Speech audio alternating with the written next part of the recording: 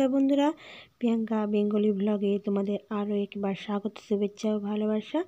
আজ চলে এলাম আরও একটা ব্লগ ভিডিও নিয়ে আমার চ্যানেলে।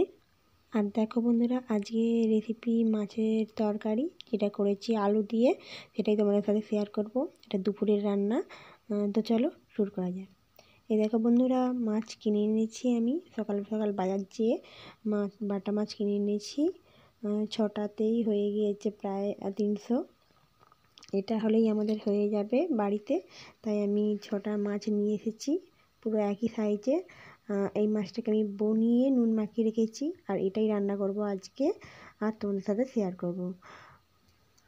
তো দেখো, মাছটা অলরেডি আমি বনিয়ে নুন মাখিয়ে ফেলেছি। এবার আমি ভাজা করব। তার আগে আমি নতুন আলু দিয়ে এসেছিলাম, সেটাকে কুটে আমি ভাজা করতে লেগে গিয়েছি। ফার্স্টে আমি আলুটাকে লম্বা লম্বা করে কুটে ফেলেছি ভাজা করার জন্য, আর আমি ভেজে নিচ্ছি অলরেডি একটু তেলতে। দেখো, তার সঙ্গে একটু নুন দিয়েছি আলুর সঙ্গে, আর একটু হলদি দিয়েছি। একটু দিয়েই আমি ভালো করে আলুটাকে নেড়ে নিয়েছি। আর দেখো বন্ধুরা, একটু ভালো করে ভেজে নেব আলুটাকে, কারণ আলু ভাজাতেই অনেকটাই সিদ্ধ হয়ে যায়। তাই আমি একটু নুন হলদি দিয়েছি, যাতে নুনটা আলুর মধ্যে ঢুকে রান্না না লাগে। তাই আমি নুন হলদি দিয়ে একটু ভালো করে ভেজে নেব, একটু এপাশ ওপাশ করে ভালো করে ভেজে নেব। এই দেখো বন্ধুরা, অলরেডি আমি ভেজে ফেলেছি, আর সুন্দর করে দেখছো আলুটা অনেকটাই ভালো করে ভাজা হয়ে গিয়েছে। এবার আমি কড়াতে তেল দিয়ে মাছটা ভেজে ফেলবো। দেখো, অলরেডি মাছটা আমি দিয়ে দিয়েছি, একটা দুটো করে 3টে দিয়ে দিয়েছি। 3টে করে ভাজা করে নেব। দেখো বন্ধুরা, খুব সুন্দর করে 3টা ভাজা করে নিয়েছি মাছটাকে, আর আলুটা ডিশে একসঙ্গেই রেখেছি। এখন যেহেতু দুপুরবেলা, তাই আমি মাছটাকে ভেজে ফেলেছি জলদি। আর দেখো, এতে একটু ফুটন দিয়েছি, আর তার সাথে মশলা কষাটা দিয়েছি। আর মশলাতে রয়েছে একটু পেঁয়াজ, একটু আদা আর জিরে, আর কিছুই দেইনি আমি। আর দেখো, এতে একটু হলদি দিলাম আমি, ভালো করে একটু হলদি দিয়ে ভালো করে নাড়াচাড়া করে নিয়েছি। দেখো, তেলটার উপর দিতে খুব সুন্দর কালারটাও চলে এসেছে। এবার আমি আস্তে আস্তে আলুগুলো দিয়ে দেবো মাছের তরকারিতে, মশলার মধ্যে। দেখো বন্ধুরা, আমি অলরেডি আলুটা দিয়ে দিয়েছি সব। এটা একটু ভালো করে একটু কষে নেবো। আলুটাকে মশলার মধ্যে দিয়ে ভালো করে নেড়ে নিয়েছি আমি। এবার দেখো, একটু অল্প করে জল দিয়েছি, একটু আলুটা সিদ্ধ হবে, তারপর একটু বেশি করে জল দেব। দেখো, একটু ফুটে গিয়েছে, নেড়ে দিয়েছি আমি আলুটাকে।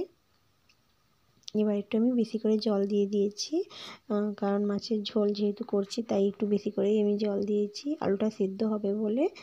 আর দেখো, দুপুরবেলা কী রান্না করেছি মাছের ঝাল বাদ দিয়ে, সেটা তোমাদের সাথে শেয়ার করব। এই দেখো বন্ধুরা, এক্সট্রা 3টে মাছ ভাজা করে রেখেছি। এছাড়া শিম ভাজা, মূলা ভাজা আর বেগুন ভাজা করেছি, সাথে রয়েছে বড়ি ভাজা।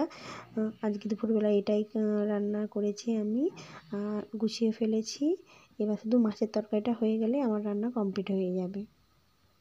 যাই হোক, মাছের তরকারিটা অলরেডি অনেকটাই হয়ে গিয়েছে। দেখো বন্ধুরা, আমি মাছটাকেও দিয়েছি, একটু ঝোলটা মরে গিয়েছে অনেকটাই। এবার আমি মাছটাকে একটু নেড়ে ছেড়ে দিচ্ছি, হালকা ঝোলে ভিজিয়ে রেখেছি। মাছ এবার আমার কমপ্লিট অলরেডি হয়েছে, আমি এবার তুলে নেব। খুব সহজেই বাড়িতে আমি মাছের ঝোল করে ফেলেছি, আর কয়েক পদের ভাজা করে ফেলেছি। এভাবেই আমার রান্না কমপ্লিট হয়ে গিয়েছে। দেখো বন্ধুরা, মাছের ঝোলটা কত সুন্দর হয়েছে। যাই হোক, এটাই আমার আজকে দুপুরবেলার রেসিপি, এটা দিয়ে খাওয়া হবে। আমার চ্যানেলে আসা নতুন পুরনো বন্ধুদের অনেক অনেক ভালোবাসা। যেসব বন্ধুরা এতক্ষণ আমার ভিডিওটা দেখেছেন, তাদেরকে আরও অসংখ্য ধন্যবাদ। এভাবে আমাদের সাপোর্ট করবেন।